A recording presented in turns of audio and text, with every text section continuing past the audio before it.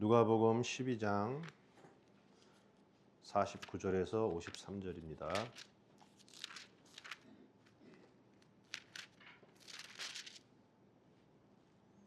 누가복음 12장 49절에서 53절 함께 읽겠습니다.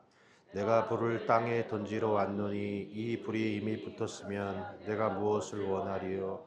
나는 받을 세례가 있으니 그것이 이루어지기까지 나의 답답함이 어떠하겠느냐? 내가 세상에 화평을 주려고 온 줄로 아느냐? 너희 아니라 도리어 분쟁하게 하려 함이로라. 이후부터 한 집에 5사람이 있어 분쟁하되 셋이 둘과 둘이 셋과 하리니 아버지와 아들과 아들이 아버지와 어머니가 딸과 딸이 어머니와 시어머니가 며느리와 며느리가 시어머니와 분쟁하리라 하시니라. 아멘. 내가 받을 세례가 있다입니다. 내가 받을 세례가 있다. 예수님이 얘기하시죠. 나는 받을 세례가 있으니 이것이 이루어지기까지 내 답답함이 어떠하겠느냐. 그러니까 예수님이 받을 세례가 있대요. 그 세례를 받기까지 나의 답답함이 매여 있다. 가둬져 있다. 그러니까 이거는 뭐냐면 세례를 받아야 되는 그 사건에 예수님의 마음이 구속되어져 있다라는 거예요. 그러니까 이거는 반드시 어떻게 되는 거예요? 예수님으로서도 반드시 받아야 될 세례가 있다. 왜? 내가 불을 땅에 던지러 왔노니 이 불이 이미 붙었으면 내가 무엇을 원하리요? 예수님이 가장 원하는 거는 불을 세상에 땅에 던지러 왔는데 이 불이 붙으면 더 이상 원할 게 없다는 거예요. 그러면 땅에 불을 붙이려면 어떻게 해야 되느냐? 내가 받을 세례가 있다. 그 세례를 받아야 이 땅에 불이 붙을 것이다. 그 받아야 될 세례가 뭐겠습니까? 다 아시겠죠? 예수님이 받으시는 십자가의 세례를 말하는 거예요. 그 십자가 세례를 받으면 어떤 일이 일어나느냐? 내가 세상에 화평을 주려고 온 줄로 아느냐? 분쟁하게 하려 합니다. 예수님이 십자가 세례를 받아야 이 땅에 불이 붙는데 그 불이 뭡니까, 여러분? 우리가 앞에서 다 얘기했던 거예요. 십자가의 세례를 통과해야 하나님 나라가 열리죠. 그 나라가 이 땅에 온단 말이에요. 이 땅에 오면은 이 땅에 뭐가 붙는 거예요? 불이 붙는 거예요. 불이 붙으면 어떤 일이 일어나느냐? 세상에 화평을 주는 게 아니라 오히려 분쟁이 일어나게 될 것이다. 다섯이 있는데 한 집에 셋과 둘이 분쟁하고 둘과 셋이 분쟁하게 될 것이다. 그러면서 가족 구성원의 거를 아주 집요하게 말씀을 하시죠. 아버지와 아들과 아들이 아버지와 그럼 쌍방이죠. 쌍방 분쟁이 일어나고 어머니가 딸과 딸이 어머니와 시어머니가 며느리와 며느리가 시어머니와 분쟁하리라. 이런 현상이 일어난다. 그러니까 가정이 뭐가 되는 거예요, 여러분?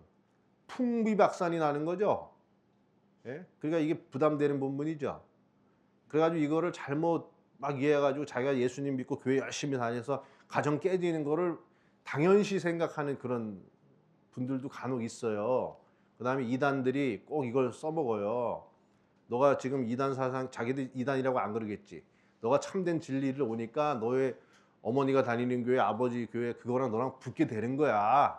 그러면서 그거를 당연시 받아들이는 이런 철딱선이 없는 짓들을 하고 있어요. 여러분 여기 중요한 표현이 이거예요. 나는 받을 세례가 있다. 그러죠? 왜 이런 식으로 표현했을까요? 이 말을 누구에게 하라고 그랬을까요? 바로 우리에게 하라는 거예요. 예수님이 내가 받아야 될 세례가 있다라는 말은 이거를 읽으면서 내가 받아야 될 세례가 있다 이거예요. 그러면 뭐가 돼요? 그러면 진짜 불이 붙는 거예요. 진짜 불이 붙으면 어떻게 될까요? 십자가 세례를 통과해서 진짜 불이 붙어서 하나님 나라가 들어와 버리면요. 어떤 일이 일어나느냐? 화평을 주러 온 게 아니라 분쟁하게 만든다 그랬죠? 그 화평은 뭐냐면 거짓 화평이에요. 거짓 화평. 예수님이 십자가 세례를 받으면 첫 번째로 뭐가 일어나냐면 거짓 화평이 다 깨져버려요. 거짓 화평이. 베드로가 사로잡힌 게 거짓 화평이었잖아요. 예수님 따라다니면 한 자리 얻을 거야. 그러다가 예수님 너 나를 부인할 거야. 무슨 소리입니까? 제가 주님 부인하지 않습니다. 그랬다가 자기의 화평, 자기가 생각한 화평이 깨지려고 하니까 예수님 부인해버리죠. 자기가 자기 자신에서 자기의 생명과 안전을 위해서 여기고 있던 화평이 예수님 십자가를 부인하면서 완전히 거기서 박살이 나버려요. 그딴 식의 화평, 네가 지금 추구했던 화평이 어린아이의 질문에도 흔들려버리는 화평 아니냐? 그게 거짓 화평이다. 여러분 화평스럽게 생각하는 거 많잖아요. 통장에 돈이 좀 있고 이번 달 월급 잘 들어왔다. 예? 아이고 우리 아프지 않고 내가 건강검진 하니까 아유 몸이 좀 괜찮았네. 예? 그 다음에 또 뭐 자동차와 나의 배경과 이런 것들이 나를 지켜주는 화평이잖아요. 근데 그 화평이 진짜 화평인가? 십자가의 불이, 십자가의 세례를 딱 받게 되면 내가 여기고 있던 그 화평이 한순간에 날아가 버리고 그게 진정한 나에게 화평이 될 수 없는 거짓 화평이다라는 것이 다 드러나게 되는 거예요. 그게 십자가의 세례를 받은 사람이에요. 그럼 무슨 일이 일어나냐? 두 번째로는요. 계시적인 분열 사건이 일어나요. 이게 무슨 말이냐? 십자가의 진리가 나에게 계시로 내 안에 들어오게 되면 분열이 일어난다고요. 분열. 분쟁이라고 말하는 분열. 내 안에서부터. 내가 나로 여기고 있던 나. 지금까지 여러분 다 이게 나라고 생각했잖아요. 내 정체성, 내 자존감, 내 자아, 내 주체성. 이걸 가지고 나라고 여겼던 거. 이 나를 붙잡고 살면은 이 나를 붙잡고 살면 내가 안전할 수 있고 이 나가 깨지면 안 되고 이 나를 어떻게 하든지 더 잘 포장하고 더 멋있게 만들고 나를 더욱더 위대하게 하기 위해서 우리가 거기 향해서 살아왔잖아요. 그 자아가 거짓이라는 것이 드러나는 거예요. 거짓. 야곱이 야복강 앞에서 여태까지 야곱은 야복강을 건너가기 전에 라반의 집을 떠나서 형이 400명 군대 데리고 지금 쳐들어오고 있단 말이에요. 그 야복강을 두려워서 못 건너갔을 때 하나님이 와가지고 야곱을 씨름을 하잖아요. 그때까지 야복강을 못 건너가죠. 지금까지 살아왔던 야곱 속이고 빼앗고 라반도 속이고 형도 속이고 자기 자아를 주인으로 삼고 자기 자아를 더욱더 높이려고 살아왔던 야곱. 그 야곱이 야복강 건너가요? 못 건너가요? 못 건너가죠. 그게 바로 그 야복강이라고 하는 십자가의 세례 앞에서 야곱이라는 자아가 박살나는 거예요. 분열. 하나님이 그의 환도뼈를 치셨을 때 그의 이름이 뭘로 바뀌어요? 이스라엘로 바뀌죠. 이제는 옛 자아가 아니라 새로운 자아로 바뀌어버린 거예요. 그러니까 어떻게 됩니까? 야복강을 건너가요? 못 건너가요? 그 다음에 건너가잖아요. 못 건너가던 거를 건너간다 이거예요. 왜? 십자가의 세례를 받았으니까. 그 계시를 받고 내 자아가 내가 주인으로 삼았던 이 자아가 깨져나가고 새로운 자아로 분열돼 새로운 자아로 거듭났을 때 거기를 건너가는 거예요. 그럼 무슨 일이 일어나느냐? 세 번째가 관계의 충돌이 일어나요. 이제는 옛 자아 가지고 살 때는 나랑 친하게 지내던 것들 그런 친구들 많죠. 저도 많아요. 같이 이렇게 소주 한잔 하고 뭐 같이 뭐 투쟁 뭐 헤이 투쟁 뭐 이러고 이제 막 하기도 하고 뭐 같이 뭐 어디 뭐 놀러도 가고 같이 동지처럼 살아왔던 그 옛 관계, 옛 것들이 관계가 자아가 분열돼서 새로운 자아로 바뀌니까 어떻게 돼요? 그것들이 싫어지는 거예요. 내가 추구했던 것들이 이제는 더 이상 쓸데 없어지는 거예요. 내가 좋아했던 사람, 좋아했던 가치들이 나랑 지금 부딪히게 되는 거예요. 부딪히게 된단 말이에요. 여러분 한 10일 금식 해보셨어요? 10일? 10일 금식 한번 해보세요. 저는 10일을 해봤기 때문에 제가 말씀드릴 수 있는 거예요. 10일 금식하면 무슨 일이 일어나냐? 그 전에는 막 치킨 먹고 뭐 먹고 돼지고기 먹고 소고기 먹고 콜라도 먹고 막 이렇게 살았단 말이야. 그런데 10일 동안 배를 비우고 땀으로 나가고 변으로 다 나가고 온몸에 뭐가 일어나면 정화가 일어나죠. 10일 동안 몸에 있던 더러운 것들이 다 빠져나가요. 그럼 내 몸이 깨끗해져요. 깨끗해진 상태에서 치킨 먹으면 치킨이 싫어지는 거예요. 콜라가 싫어지는 거야. 관계 내 안에 있는 자아가 새로운 자아로 바뀌게 돼버리니까 이전에 내가 좋아했던 그 관계성들이 나랑 충돌을 일으킨다 이거예요. 아버지, 엄마, 나와 아버지 예전에는 잘 맞았어요. 그런데 내가 자아가 새로 바뀌니까. 내가 분열을 일으키려고 아버지에게 시비를 거는 게 아니라 내 존재 자체의 변화가 나의 가족관계, 이웃관계, 친구관계 자체에 뭐가 돼버리냐면 내가 불을 던지는 게 아니라 내가 존재가 불이 되어서 관계가 부딪히게 되고 긴장하게 되는 관계로 만들어지는 거예요. 왜? 그 나라가 내 안에서 나를 지금 바꿨으니까. 그런데 충돌로 끝나지 않아요. 어떻게 끝나느냐? 마지막이 참된 평강이 그 안에 들어온다 이거예요. 참된 평강. 여러분 바울 서신 읽어보세요. 제일 많이 나오는 말이 뭔지 아세요? 바울이 성격이 좋습니까? 안 좋습니까? 이 인간은 싸우는 데만 싸우는 걸 되게 좋아해요. 예? 마가하고도 싸우잖아요. 마가복음 쓰면 마가하고도 싸우잖아요. 예? 바나바하고도 싸우고 신라하고도 싸우고 베드로하고도 싸우고 쌈딱이에요. 쌈딱. 그리고 예수님 믿기 전에는 뭐 했냐? 사람 죽이러 다녔잖아요. 그러니까 그 가말리엘 문화에서 논리적으로 이론적으로 굉장히 이 사람은 칼이에요. 칼. 그리고 자기가 생각하는 대로 살아버리는 사람이에요. 그러니까 투쟁이고 싸움이고 죽이는 자예요.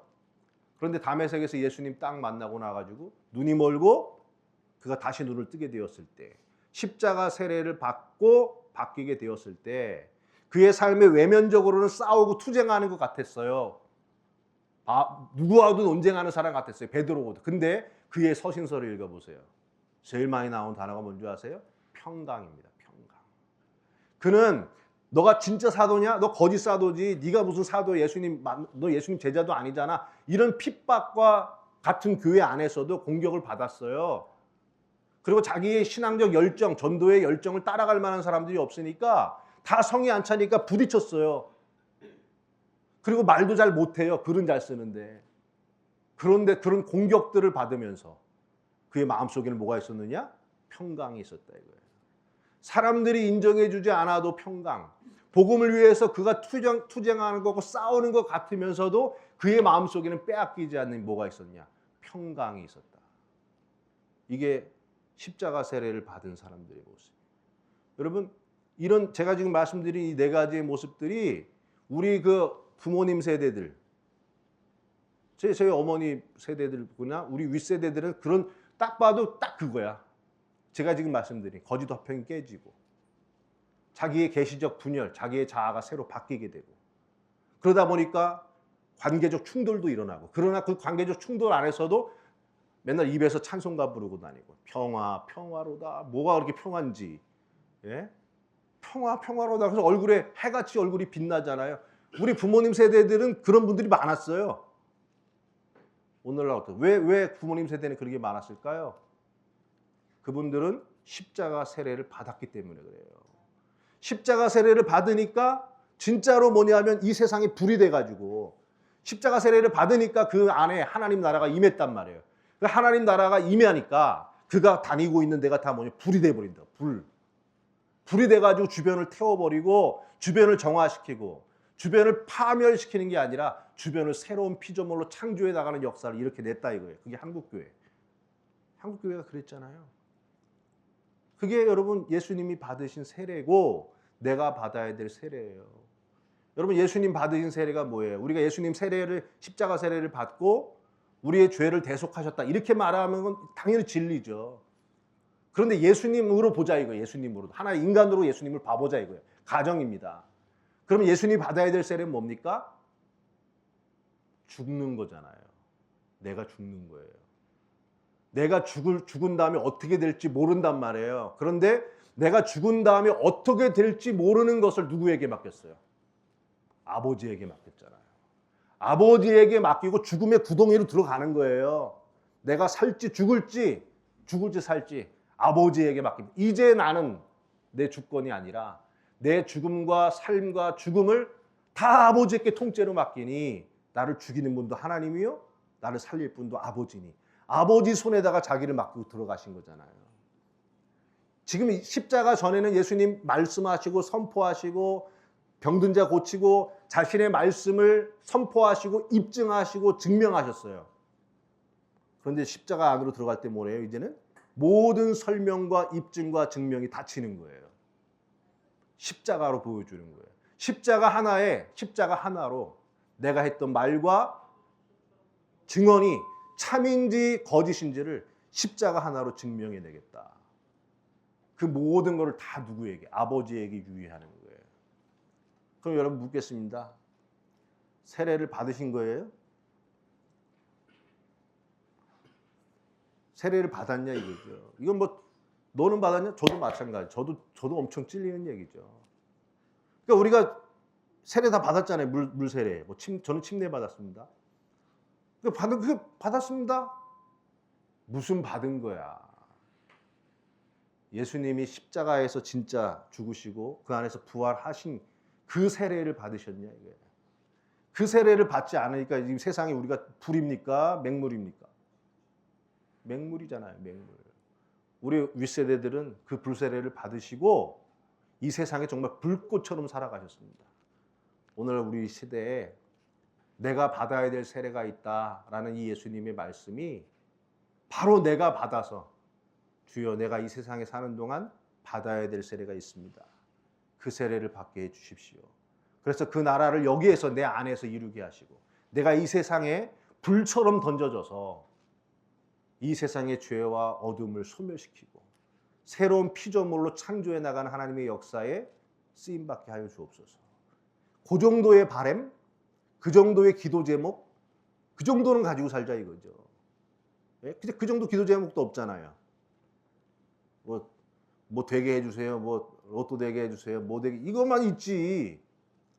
그 정도의 기도 제목이라도 품고 살아간다면 우리도 우리 부모님 세대가 경험했던 그 불의 역사를 반드시 하나님의 은혜로 이루게 될 줄로 믿습니다.